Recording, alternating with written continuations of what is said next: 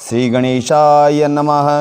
दीर्घन्वोवाच अथ सम्यग् वद ब्रह्मन् उद्यापन विधिं मुने पुरुषोत्तममासीय व्रतीनां कृपया नृणाम्।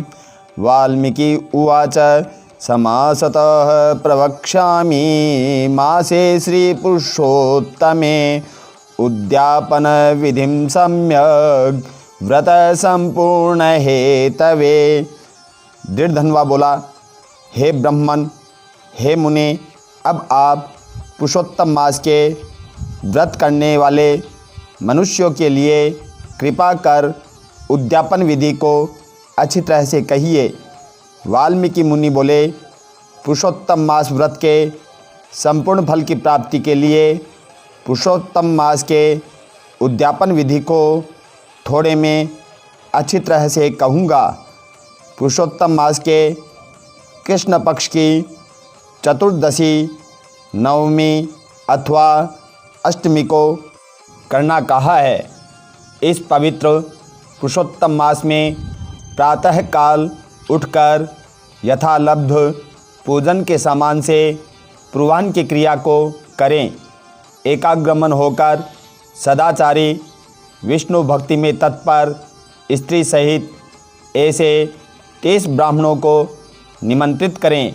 हे भूपते, अथवा यथाशक्ति अपने धन के अनुसार 7 अथवा 5 ब्राह्मणों को निमंत्रित करें।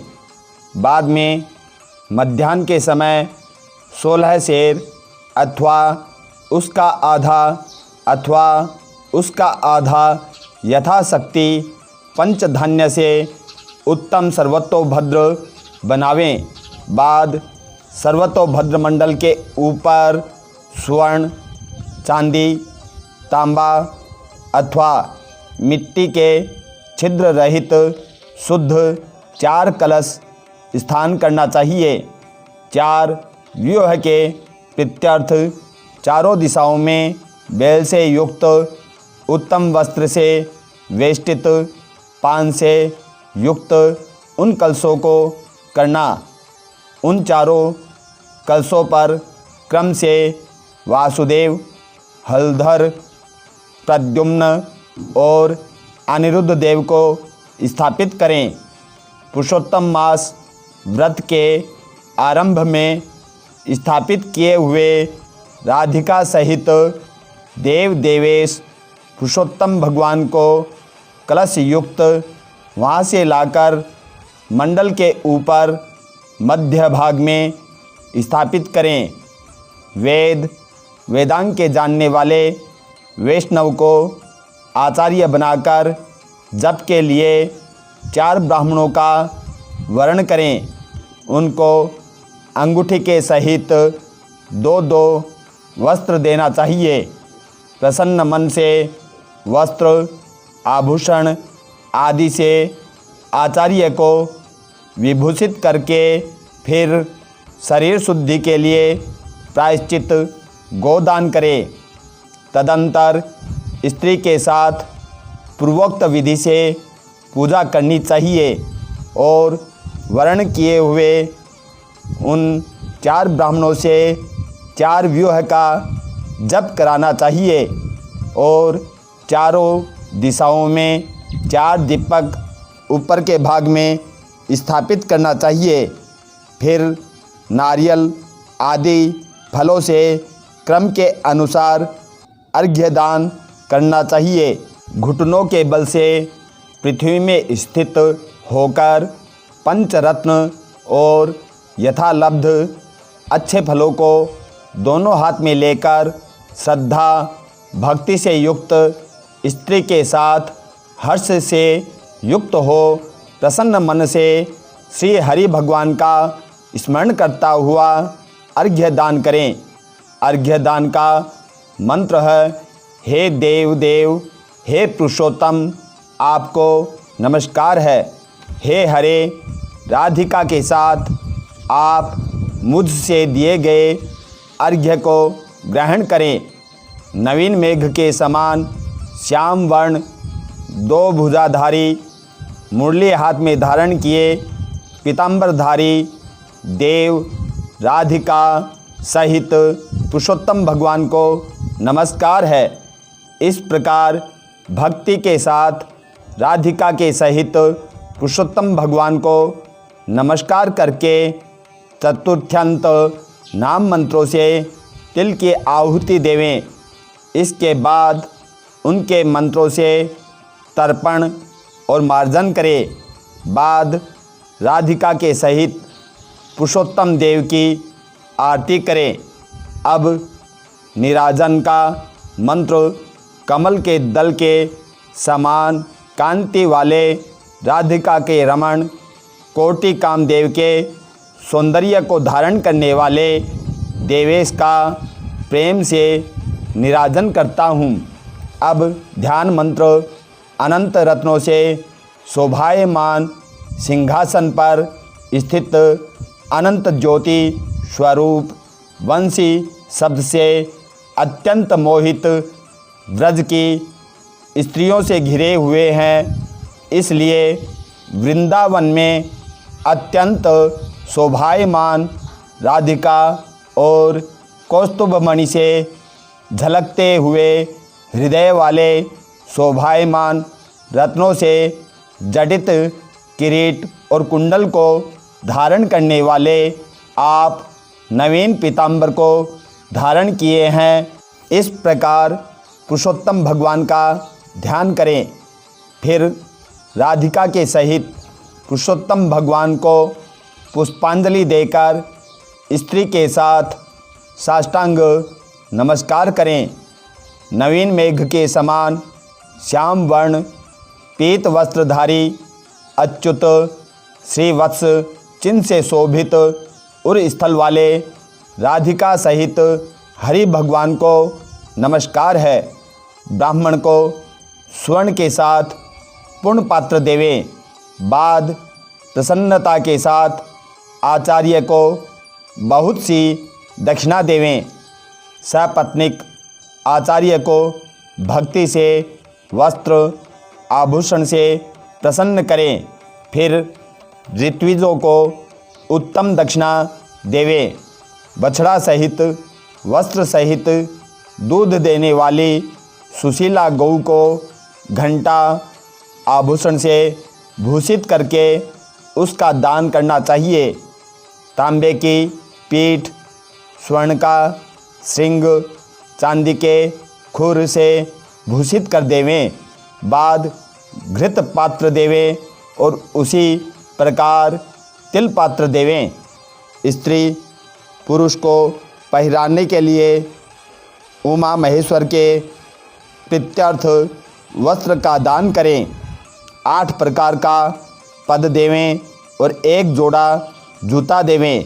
यदि शक्ति हो तो आयु की चंचलता को विचारता हुआ वैष्णव ब्राह्मण को श्रीमद् भागवत का दान करें।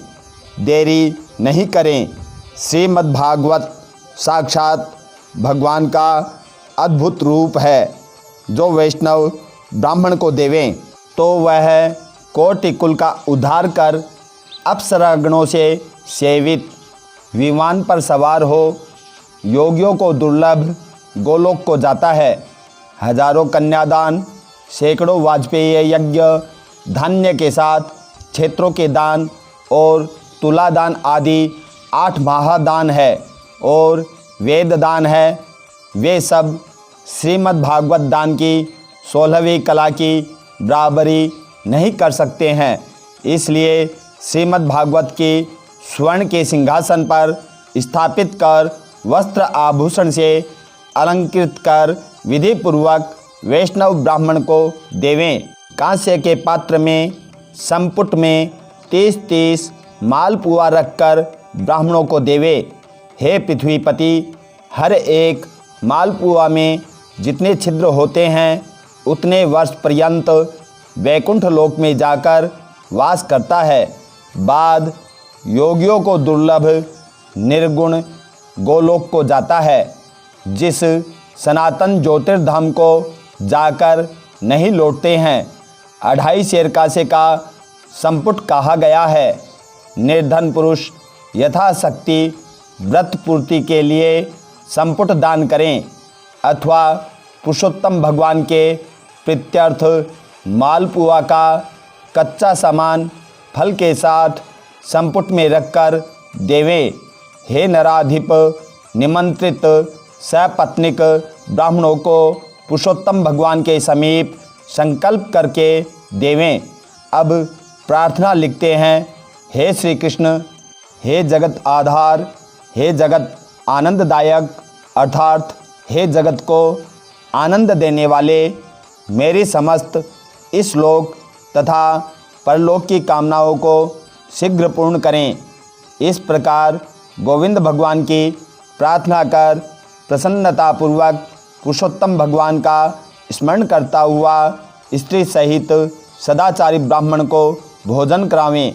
ब्राह्मण रूप हरि और ब्राह्मणी रूप राधिका का स्मरण करता हुआ भक्तिपूर्वक गंधाक्षत से पूजन कर घृत पायस का भोजन करावें। व्रत करने वाला विधिपूर्वक भोजन का सामान संकल्प करें।